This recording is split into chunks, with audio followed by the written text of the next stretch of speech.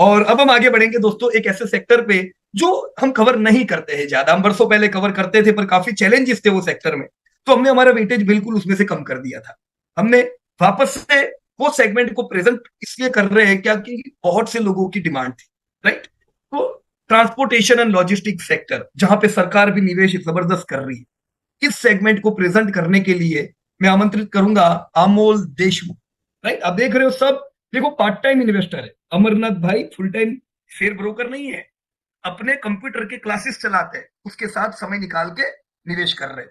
Similar में Amol Deshmukh mutual fund के distributor है, राइट। और साथ में शेयर बाजार सीखा, और मेरे ख्याल से भी 1.5 साल हो चुका है अमोल भाई को सीखे शेयर बाजार, है ना? 1.5-2 साल हो गया अमोल भाई, या? Yes sir, yes sir. Continue, चलो बहुत बढ़िया, thank you very much. And now stage is yours, continue. Thank you Piyush sir. Good evening everybody. आज हम जो सेक्टर कवर करने वाले हैं वो लॉजिस्टिक्स सेक्टर, जो कि इससे पहले हमने कभी भी कवर नहीं किया। तो एक लोगों के डिमांड की वजह से हम इस सेक्टर को इस बार कवर कर रहे हैं। तो हम थोड़ा लॉजिस्टिक सेक्टर को समझ अभी ये पूरे प्रेजेंटेशन में, आगे आने वाले पूरे प्रेजेंटेशन में लॉजिस्टिक के पूरे सेक्टर को समझेंगे कि वो कैसे काम करता है, उसके फ्यूचर्स क्या है, उसका हिस्ट्री क्या है, ये सब हम इसमें अभी यहाँ पे समझेंगे। आज इस सेक्टर में हम आज जो कंपनी प्रेजेंट करने वाले हैं वो कंपनी है हमारी ब्लू डार्ट। तो अगर हम ये लॉजिस्टिक्स अगर लॉजिस्टिक सोल्यूशन का अगर हम इंडस्ट्री देखें तो इसमें टोटल 38 कंपनी है। 38 कंपनी यानी कि थोड़े से हम इसको कंपनी के हिसाब से थोड़ा बड़ा भी इसको हम इंडस्ट्रीज को बोल सकते हैं। अगर हम इसका मार्केट कैप देखें तो पूरे 38 कंपनीज मिला करके 1.69 लाख करोड़ का मार्केट कैप यहाँ पे हमको दिख रहा है। यानी कि अगर इतने कंपनीज है और ये मार्केट कैप है, तो हम यहाँ पे क्लियर ये समझ सकते हैं कि इस सेक्टर की एक भी कंपनी हमारे निफ्टी में तो पक्का नहीं होगी। तो यहाँ पे जो भी कंपनीज होगी आइदर मिड कैप होगी और स्मॉल कैप, माइक्रो कैप, इस तरह से हमारी जो भी कंपनीज आएंगी वो इस लॉजिस्टिक सेक्टर्स में इस तरह की कंपनीज हमको देखने के लिए मिल सकती है। अब अगर हम आगे देखें तो इनका जो सेल्स है वो पूरे इंडस्ट्री का जो सेल्स है फाइनेंशियल ईयर 2023 में अगर हम देखें तो लगभग 60,000 करोड़ के अराउंड सेल है, और इनके जो प्रॉफिट्स है वो लगभग 2,000 करोड़ के अराउंड इनके हमें यहाँ पे प्रॉफिट्स नजर आ रहे हैं। इसके बाद अगर हम इनकी ग्रोथ को देखें तो पिछले 20 सालों में ये इंडस्ट्री ने लगभग 10% के सीएजीआर से ग्रोथ किया, और आने वाले 15 सालों में हम इसमें जो उम्मीद कर रहे हैं वो लगभग 15% के ग्रोथ का हम इसमें भी उम्मीद कर रहे हैं। तो अगर हम यहाँ पे अगर इस इंडस्ट्री को अगर देखें तो ये जो इंडस्ट्री है वो हमारा जो नॉमिनल जीडीपी होता है उसके इनलाइन रहेगी। अब ये नॉमिनल जीडीपी क्या है? तो नॉमिनल जीडीपी मीन्स की प्लेन जीडीपी होता है जिसमें से हम लोग इन्फ्लेशन को माइनस नहीं करते, यानी कि जो 12-13% का जो जीडीपी होता है तो उसका ही जितना ग्रोथ है उसके ग्रोथ के अकॉर्डिंग हमें ये पूरे सेक्टर में हमको ग्रोथ देखने को मिलेगा। क्योंकि इनका जो सर्विसेज है वो आगे हम समझेंगे तो ये बात आपको पूरी तरह से क्लियर हो जाएगी कि ये एग्जैक्ट हमारे नॉमिनल जीडीपी के साथ ही क्यों बढ़ेगा। थोड़ा सा हम इसके कुछ इंडस्ट्री के डेटा को भी समझने की कोशिश करते हैं। अगर सबसे पहले हम इंडस्ट्री की डायरेक्ट ग्रोथ अगर इसकी देखें और इसका अगर मार्केट साइज अगर देखें तो इसका जो मार्केट साइज है वो लगभग 2018 में हमारा 178 बिलियन डॉलर का था। वो हमारा अभी उम्मीद ये है कि आने वाले 2026 तक लगभग 365 बिलियन हो सकता है, और ये जो ग्रोथ होगा वो लगभग 9% के ग्रोथ से ये हमारा बढ़ सकता है। और उसके बाद अगर हम इसमें ऑर्गेनाइजर प्लेयर्स को अगर हम देखें तो यहाँ पे अगर फाइनेंशियल ईयर 20 में देखें तो ये लगभग डॉलर 6-7 बिलियन डॉलर का अकाउंट था, क्योंकि फाइनेंशियल ईयर 2026 में 30 से 40 बिलियन डॉलर यानी कि लगभग 34 से 36% के सीएजीआर की ग्रोथ से ये आगे हमें बढ़ता हुआ देख सकते हैं, जो कि काफी अच्छी ग्रोथ हम इसमें बोल सकते हैं। इसके बाद अगर हम इसको कंपेयर करें मार्केट है वो यूएस चाइना के साथ अगर इसको कंपेयर करें तो आप यहाँ पे क्लियर देख सकते हो कि हमारी जो ओवरऑल जीडीपी है वो लगभग 2.7 ट्रिलियन हमारे यहाँ पे पूरी जीडीपी यहाँ पे हमको यहाँ पे दिख रही है। तो अगर ये हम ये पूरा अगर हम यहाँ पे पूरा अगर हमारे यहाँ पे डेटा अगर देखें तो इसके अकॉर्डिंग अगर आप देखो तो चाइना में जो हमको इसका जो स्पेंड है वो लगभग 8% तक है। सॉरी, यूएस में 8% है, चाइना में 15% है, और इंडिया में 14%, यानी कि ये काफी अच्छा हमारे यहाँ पे ये ग्रोथ कर रही है। अगर हम यहाँ पे पर कैपिटा अगर इसका स्पेंड अगर देखें तो लगभग हमारा जो पेनिट्रेशन है वो अदर जैसे यूएस और चाइना के मुकाबले भी कम यहाँ पे काफी कम यहाँ पे नजर आ रहा है। इसके बाद अगर हम इसके कुछ की पॉइंट्स को समझने की कोशिश करें तो सबसे पहला की पॉइंट, जैसे मैंने आपको मार्केट कैप समझाते समय क्लियर किया, यहाँ कोई भी कंपनी हमारी निफ्टी में नहीं हो सकती। दूसरा इनका जो है जो नॉमिनल जीडीपी के साथ इसका ग्रोथ रहेगा, और हमें ये पूरी इंडस्ट्री 12 से 13% के ग्रोथ के साथ हमें बढ़ती हुई नजर आ सकती है। अब इसके बाद हम मार्केट कैप को अगर समझे तो यहाँ पे आप देखो कि कॉनकोर को 34.2% का मार्केट कैप मिल रहा है, जो कि 51,000 करोड़ का है। उसके बाद डिलीवरी को जो मिल रहा है वो 29,000 करोड़ का मिल रहा है, और यहाँ पे जो मिल रहा है ब्लू डार्ट को 16,000 करोड़ का मार्केट कैप मिल रहा है। अगर आप यहाँ पे देखोगे तो जो लॉजिस्टिक्स आता है ये पूरा एक अलग ही सेक्टर है। तो लॉजिस्टिक्स में क्या है कि टोटल हमारे अलग अलग लॉजिस्टिक्स के ये ट्रांसपोर्टेशन के मीडिया है, जैसे थ्रू सी हो गया, थ्रू रोड्स हो गया, थ्रू एरोप्लेन हो गया, थ्रू सरफेस हो गया। तो अगर हम देखें तो हर कंपनी का कोई अपना स्पेशलाइजेशन है, इसलिए हम कोई भी कंपनी अच्छा या बुरा यहाँ पे नहीं बोल सकते। लाइक अगर हम ब्लू डार्ट में इन्वेस्ट कर रहे हैं तो इसका ये मतलब नहीं कि आप हम ब्लू डार्ट को प्रमोट करें, ब्लू डार्ट को रिकमेंड कर रहे हैं, या ये जो है हमारा जो ब्लू डार्ट कंपनी है वो आप हम क्यों प्रेजेंट करें, आपको आगे जाके धीरे धीरे समझ में आएगा। लेकिन अगर हम इंडिविजुअल बात करें तो जो कॉनकोर कंपनी है उसका आपको मार्केट कैप इतना ज्यादा दिख रहा है, तो एक गवर्नमेंट ऑपरेटिंग कंपनी जैसी या फिर गवर्नमेंट मैनेजमेंट कंपनी जैसी होगी। और ये जो है वो ज्यादातर इनके जो ट्रांसपोर्टेशन होते हैं और रेल ट्रांसपोर्टेशन ज्यादा होता है। तो जैसे अगर बड़ी बड़ी और मैन्युफैक्चरिंग कंपनीज होती है जैसे अल्ट्राटेक सीमेंट हो गया या फिर इस तरह की बड़ी बड़ी कंपनीज है, वो सबसे पहले लॉजिस्टिक लेके अपना प्रेफरेंस रेल लॉजिस्टिक्स देखती है। इसका रीजन ये है कि वो सबसे चीपेस्ट मीडिया है आज तक का हमारे यहाँ पे इंडिया में, जो कि हमारे लिए लॉजिस्टिक प्रोवाइड करता है। उसके बाद अगर हम डिलीवरी देखें तो डिलीवरी यहाँ पे 19.6% का यहाँ पे मार्केट कैप ले रहा है। यानी कि अगर आप मार्केट कैप के हिसाब से देखोगे तो आप ये कह सकते हो कि डिलीवरी ब्लू डार्ट से अच्छी है। लेकिन अगर हमें डिलीवरी और ब्लू डार्ट को अगर देखें तो डिलीवरी का जो बिजनेस है वो डिलीवरी जो कंपनी है कॉनकॉर ब्लू डार्ट इन लोगों से बाद में है, लेकिन उन्होंने सेल्स में सबको ओवरटेक कर दिया। ये सेल्स में काफी ज्यादा एग्रेसिव है, लेकिन उन्होंने अपने पास्ट में कभी भी प्रॉफिट नहीं किया। ये इनका एक नेगेटिव पॉइंट है। अगर हम ब्लू डार्ट को ले ले तो ब्लू डार्ट में जो है वो ब्लू डार्ट डिलीवरी जितना हमें सेल्स नहीं दे पाता है। तो अगर ये जो कंपनी ये जो पूरा सेक्टर है एक मिक्स तरह का सेक्टर है, इसके वजह से इसमें ऑल कार्गो भी हमारा एक आता है। अगर हम ब्लू डार्ट को कंपेयर करें तो ब्लू डार्ट को हम डिलीवरी या फिर ऑल कार्गो के साथ कंपेयर कर सकते हैं।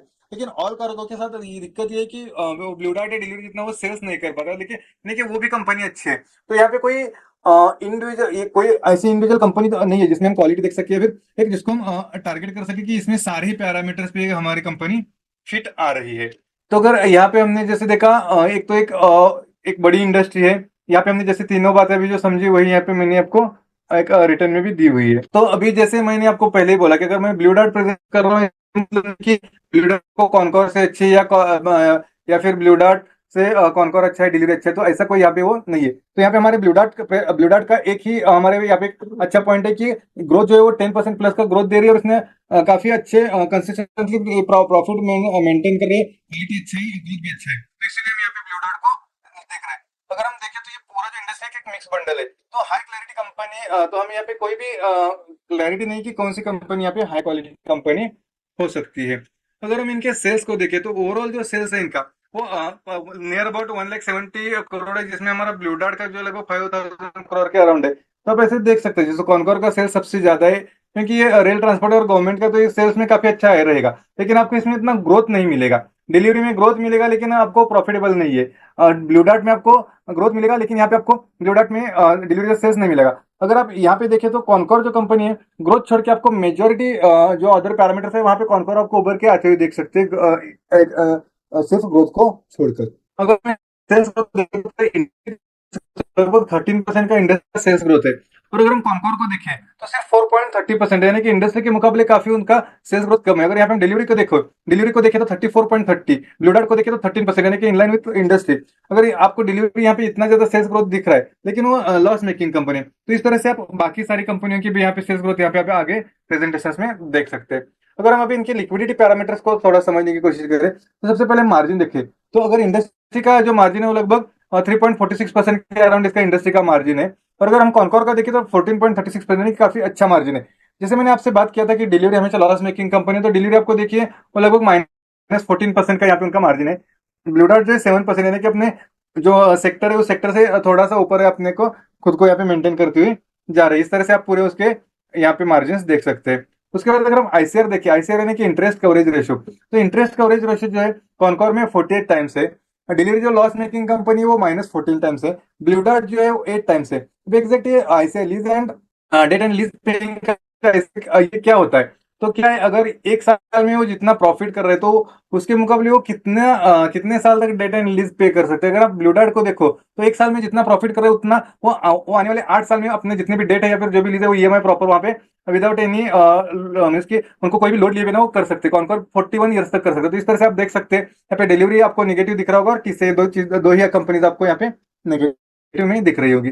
जैसे हमने यहाँ पे पहले हमने जो चीजें क्लियर की थी कि यहाँ पे किसी भी कंपनी का कोई ऐसा डोमिनेंस नहीं है। तो अगर हम डिफरेंट कंपनी देखें तो हर कंपनी किसी अलग पैरामीटर में हमको अच्छा यहाँ पे करती हुई दिख सकती है। जैसे हमने कॉनकॉर देखा ग्रोथ छोड़ के सारे इसमें, डिलीवरी देखा वो सेल्स अच्छा कर पाते हैं लेकिन वो लॉस मेकिंग कंपनी है। तो इस तरह से हम ये पूरे सेक्टर में सारा यहाँ पे मिक्स देखने को मिल सकता है। अगर हम इसके करंट रेशो को देखो, अगर हम इसके करंट रेशो को देखें, करंट रेशो क्या होता है, तो करंट रेशो में हम करंट एसेट के साथ करंट लाइबिलिटी को कंपेयर कर दे। तो जो कॉनकॉर में वो करंट रेशो 3 है, डिलीवरी में 4.5, ब्लू डार्ट में 1 है। तो अभी देख सकते हैं इस तरह से करंट रेशो यहाँ पे इनके हमें दिखाई दे रहे हैं।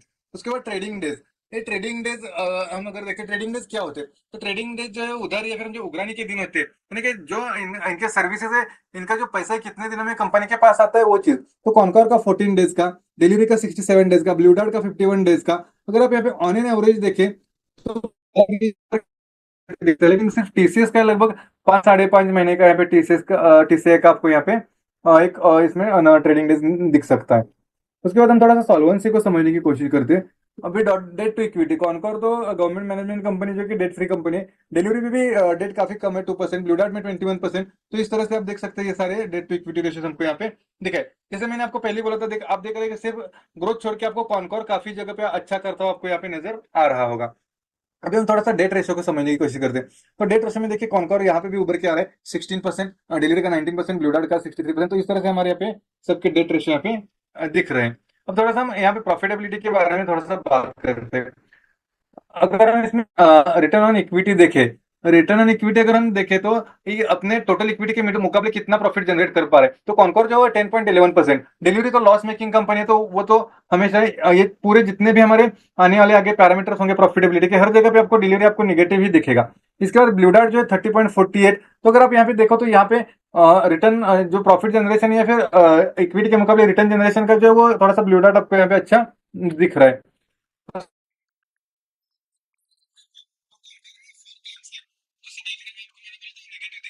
ब्लू डार्ट पे 15 टाइम्स है। तो return on paid up equity exact होता क्या है, तो हमारा अगर टोटल इक्विटी देखें और टोटल इक्विटी में से हम जो अगर रिजर्व माइनस करें तो जो इक्विटी बचता है, अगर उस पर हम अगर कितना रिटर्न जनरेट किया अगर कंपनी ने देखे, तो वो रिटर्न होता है हमारा return on paid up equity. तो यहाँ पे भी हमको थोड़ा सा ब्लू डार्ट काफी अच्छा यहाँ पे दिख रहा है।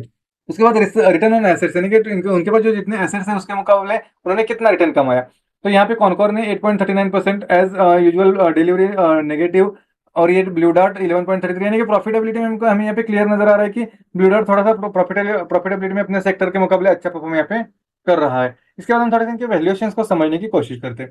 अगर वैल्यूएशन देखें तो हम सबसे पहले देखते हैं इसका ट्रेल पी। तो दोस्तों एक्जैक्टली ट्रेल पी होता क्या है, तो ट्रेल पी में हम क्या करते हैं कि पिछले 4 क्वार्टर पी को हम यहाँ पे कंसिडर करते हैं, यानी कि फाइनेंशियल ईयर 2023 से लेकर के Q3 ये 9 मंथ 2024 तक के हमारे का जो पी है उसको हमने यहाँ पे कंसिडर किया। तो ये कॉनकॉर का जो है 48 है, डिलीवरी तो नेगेटिव है क्योंकि loss making company, blue dart का 52 है। तो इस तरह से आप देख सकते हैं कि किस तरह से इसके ट्रेल पीस यहाँ पे है। उसके बाद हम यील्ड देखें कि कितना परसेंट हमें रिटर्न जनरेट करके दे पा रही है। 1%, डिलीवरी तो नेगेटिव है, ब्लू डार्ट 1.91%। तो इस तरह से आप पूरा यील्ड यहाँ पे देख सकते हैं। उसके बाद अगर आप बुक वैल्यू देखें तो यहाँ पे हमें कॉनकॉर में 190 दिख रही है, डिलीवरी में 125 दिख रही है, ब्लू डार्ट में 507 काफी अच्छी दिख रही है। तो दोस्तों यहाँ पे हमें वैल्यूएशन में बुक वैल्यू में थोड़ा सा हमें ये दिख रहा है कि ब्लू डार्ट का हमारा यहाँ पे थोड़ा काफी अच्छा यहाँ पे परफॉर्म कर रहा है। उसके बाद हम प्राइस टू बुक वैल्यू भी अगर देखें तो यहाँ पे हमारे ब्लू डार्ट ही काफी अच्छा यहाँ पे कर पा रहे हैं। तो लाइक कॉनकॉर 5%, अब कॉनकॉर का 5 है, डिलीवरी का 4 है, और ब्लू डार्ट का यहाँ पे हमें 13 दिख रहा है। इसके बाद हम थोड़ा सा इसके ब्लू डार्ट के हिस्टोरिकल डेटा को हम समझने की कोशिश करते हैं। तो सबसे पहले तो हम ये कंपनी यहाँ पे पहली बार प्रेजेंट कर रहे हैं, तो थोड़ा सा हम ब्लू डार्ट का एग्जैक्ट बिजनेस समझने की कोशिश करते हैं, और ब्लू डार्ट कहाँ पे अभी ब्लू डार्ट का प्रेजेंस कहाँ कहाँ पे है। तो अगर हम यहाँ पे देखें तो ब्लू डार्ट जो है इंडिया का लार्जेस्ट कंपनी है, जो कि मोर देन 56,000 लोकेशन पे डोमेस्टिकली एंड लगभग 220 कंट्रीज में वो पूरी तरह से फैला हुआ है, यानी कि इसको हम एमएनसी कंपनी की तरह देख सकते हैं। और इसमें अगर देखें तो इसमें ऑर्गेनाइजर जो एयर एक्सप्रेस का बिजनेस है उसमें 49% का इसका मार्केट शेयर है, और जो सरफेस एक्सप्रेस है यानी कि जो बाय रोड होता है उसमें 13% है। और ब्लू डार्ट का जो सबसे प्लस पॉइंट है वो आपको सेकंड नंबर पे नजर आएगा कि ब्लू डार्ट का खुद का एक ये जो है लाइसेंस है, जहाँ पे वो खुद के एयरक्राफ्ट के थ्रू अपना खुद का जो भी डिलीवरी वो दे सकता है। यानी कि एक्वायर, ये नया लाइसेंस एक्वायर करना किसी भी कार्गो एयरलाइन के लिए ये अपने आप में एक सिग्निफिकेंट एंट्री बैरियर, या फिर हम जैसे मोड बोल सकते हैं, वैसे इसमें एक एंट्री बैरियर है। तो इसीलिए ये जो ब्लू डार्ट है वो एविएशन में इंडिया का सबसे पहला शेड्यूल्ड कार्गो एयरलाइंस है। अगर हम ब्लू डार्ट को देखें तो इनके जो डॉक्यूमेंट्स है वो सबसे ज्यादा डॉक्यूमेंट्स ब्लू डार्ट के थ्रू जाते हैं। जैसे अगर हम सिक्योर डॉक्यूमेंट्स की बात करें, लाइक डेबिट कार्ड्स हो गए, क्रेडिट कार्ड्स हो गए, पासपोर्ट हो गए, इस तरह के कोई भी डॉक्यूमेंट्स हो, तो सबसे ज्यादा डॉक्यूमेंट्स ये आपको दिखेंगे कि आपके घर पे ब्लू डार्ट से ही डिलीवर होते हुए होंगे। तो यहाँ पे आप समझ सकते हैं कि ब्लू डार्ट और कितना ज्यादा यहाँ पे पेनिट्रेट अपने आप को कर चुका है। और अगर किसी इंडस्ट्री को भी अगर चाहिए हो, जैसे मैंने आपको example दिया, यहाँ पे बैंकिंग हो गया, फाइनेंस हो गया, सर्विस इंश्योरेंस हो गया, तो ये इंडस्ट्री का भी सबसे पहला जो प्रेफरेंस रहता है वो ब्लू डार्ट को ही रहता है। तो इस तरह से अगर हम देखें तो दूसरे नंबर का, अगर इस इंडस्ट्री का दूसरे नंबर से छठे नंबर तक का अगर प्लेयर का कंबाइन करके भी अगर हम मार्केट शेयर देखें, तो वो भी ब्लू डार्ट के अकेले के मार्केट शेयर से भी कम है। तो आप यहाँ पे समझ सकते हैं कि ब्लू डार्ट कितने ज्यादा खुद को पेनिट्रेट यहाँ पे कर चुका है।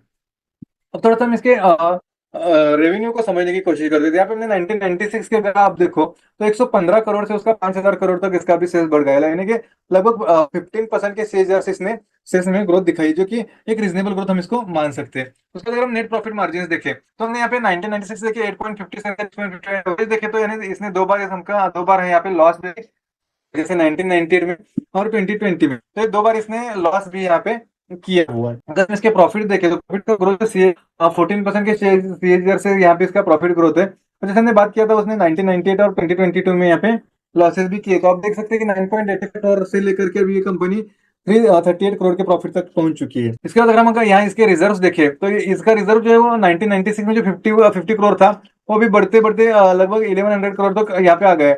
अभी आपको यहाँ पे दिख रहा होगा, यहाँ पे बीच बीच में इनके रिजर्व्स कम हुए, तो यहाँ पे इन्होंने क्या किया कि इनके जो जो उनके एयर लॉजिस्टिक्स है उसके लिए उन्होंने खुद के चार्टर्स काफी बार उन्होंने खुद के लिए अपने खुद के एयरक्राफ्ट परचेस किए, तो वहां पे उनके काफी जिस साल में भी उन्होंने वो एयरक्राफ्ट खुद के लिए परचेस किए, तो उस साल उनका थोड़ा सा रिजर्व यहाँ पे हमको कम होता हुआ दिख रहा है।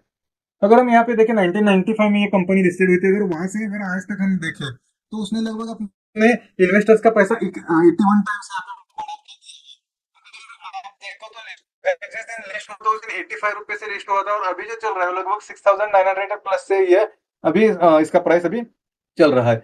अभी हम इसका ब्लू डार्ट का करंट यानी कि 9/1/2024 का थोड़ा सा डेटा यहाँ पे देखते हैं। अगर हम इसमें देखें तो इसका इनकम जो है वो लगभग -0.28%, यानी कि हमको यहाँ पे क्लियर दिख रहा है कि डिमांड यहाँ पे बिल्कुल भी नहीं है। एक्सपेंस भी काफी घटा है। इनका फाइनेंस कॉस्ट थोड़ा सा बढ़ा है। प्रॉफिट तो इनके लाइक निगेटिव है, यानी कि -26% से इनका 26% का डीग्रोथ हमें प्रॉफिट में दिखा रहा है।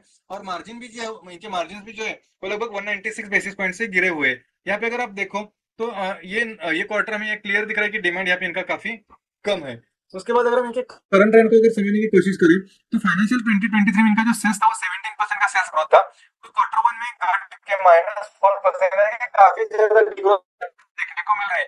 और अभी भी वो डिग्रोथ में है, जैसे -4% से थोड़ा सा अच्छा होकर -2% आ गया, फिर -0.28% आ गया। तो ये सारा ट्रेंड देखते हैं हम इसको इस साल यानी कि फाइनेंशियल 2024 में सेल्स ग्रोथ उसमें बिल्कुल भी सेल्स ग्रोथ को उम्मीद हम नहीं कर रहे। अगर आप मार्जिन भी देखें तो मार्जिन जो है वो फाइनेंशियल 2023 में 7.17% है, जो कि क्वार्टर वन में घट के लगभग 5% हो गया, यानी कि काफी हमें मार्जिन में यहाँ पे बड़ी गिरावट यहाँ पे देखने को मिल चुकी है।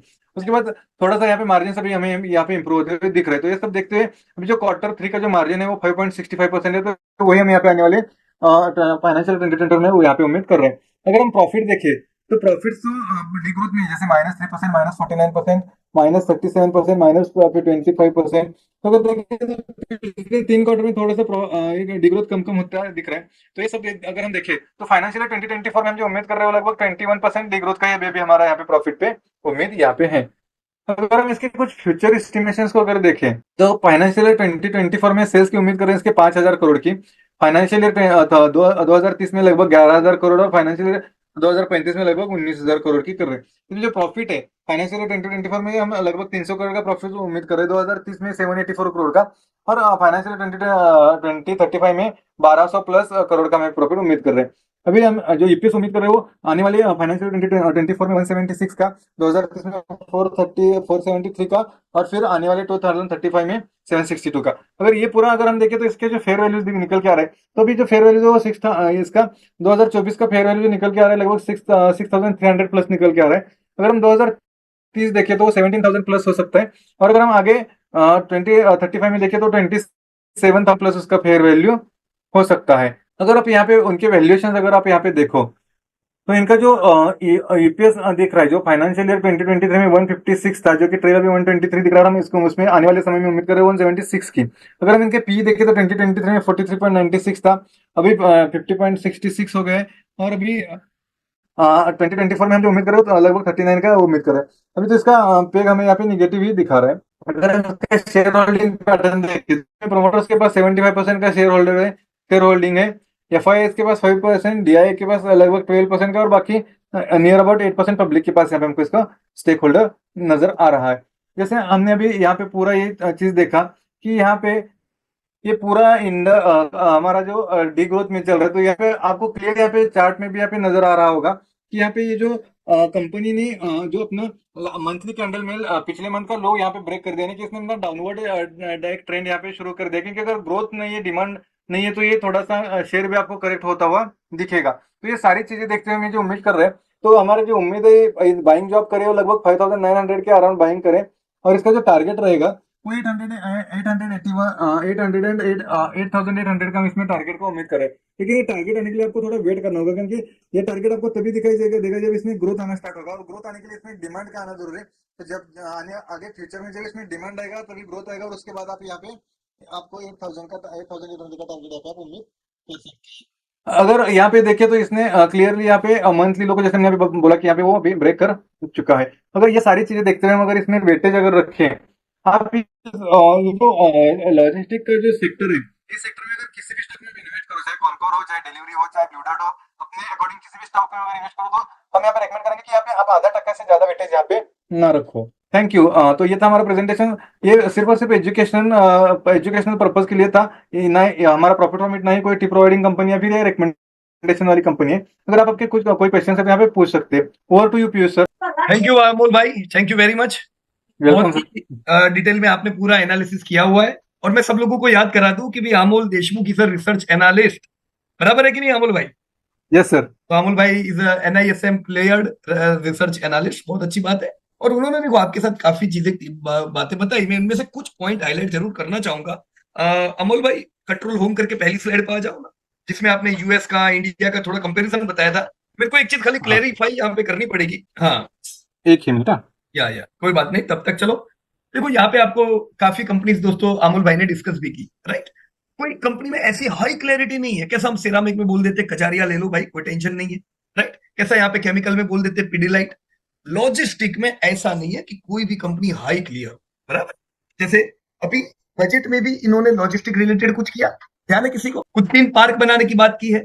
फायदा होगा कि नहीं? उसका सबसे बड़ा फायदा तो कॉनकोर को होना है, राइट। कॉनकोर के साथ यस। दूसरी ऐसी कंपनियों को भी उसका फायदा होना है जिनका लॉजिस्टिक कॉस्ट बड़ा हाई होता है, राइट। देखो यहाँ पे ये चार्ट में जो आपको बताया था, इंडिया का total logistic spend as percentage of GDP 14% है, राइट, 14%। ये ऐसा नहीं है कि चलो बहुत ही अच्छी चीज है, बराबर। क्यों अच्छी चीज नहीं है? क्योंकि इंफ्रा जैसे जैसे सुधरेगा लॉजिस्टिक स्पेंड तो कम होगी, राइट। लॉजिस्टिक स्पेंड जब कंपनी को ज्यादा करनी पड़ती है, दैट इज नॉट पॉजिटिव। वो क्यों करनी पड़ती है? इंफ्रा, जैसे इंफ्रा बढ़ेगा दोस्तों, लॉजिस्टिक स्पेंड जीडीपी के परसेंटेज में कम होगी, टोटल स्पेंड बढ़ेगी, बराबर के नहीं? पर जीडीपी के मुकाबले जब आप देखोगे तो इट्स गुड कि जितनी कम स्पेंडिंग होती जाए, राइट। और कॉन्कर की मैंने एक और बात बता दी आपको, बजट रिलेटेड, बराबर है। बजट में जो तीन अलग अलग लॉजिस्टिक पार्क की बात की है, that's great benefit for Concor. आपने बुक वैल्यू की एक बात की थी अमोल भाई, हाँ, कि सबसे अच्छी बुक वैल्यू किसकी है? ब्लू डार्ट ब्लू की, डार्ट की। है हाँ। ना? पर देखो हाँ। ब्लू डार्ट से हम ये नहीं कह सकते कंपनी अच्छी है, मतलब हाँ, बुक सही वैल्यू, सही बात है। है ना? बुक वैल्यू अच्छी है तो वो तो कम शेयर की वजह से है यस। ना? कम शेयर है तो बड़ी बुक वैल्यू है। जैसे एमआरएफ के केस में है, कम शेयर है तो बड़ी बुक वैल्यू, बड़ी बुक वैल्यू बड़ा दाम है। इनका भी क्या दाम है अमोल भाई?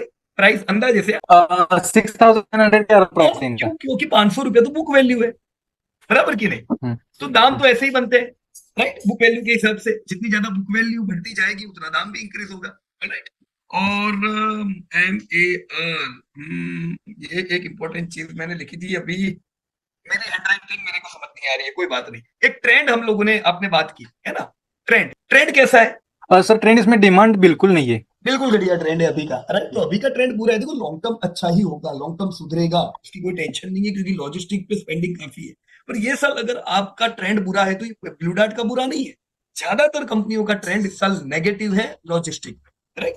तो अगर ट्रेंड नेगेटिव है, आप बोलो मैं फटाफट ले लूं, दौड़ेगी दौड़ने वाली है अमोल भाई, नहीं नहीं, इसमें जब दौड़ने तक वाली ग्रोथ है। नहीं आएगा कुछ नहीं हो सकता इसका। हाँ, शांति से ये करेक्शन में रहेगी तो इसको टूटने दो और प्रॉपर जगह पे जो आपको अमूल भाई ने बताया है, बहुत अच्छी आपने लाइंस ड्रॉ की हुई थी, परफेक्ट जगह पे, राइट। वहां पे आप एक्यूमुलेट कर सकते हो। और जैसा अमूल भाई ने बताया, ½ बराबर है।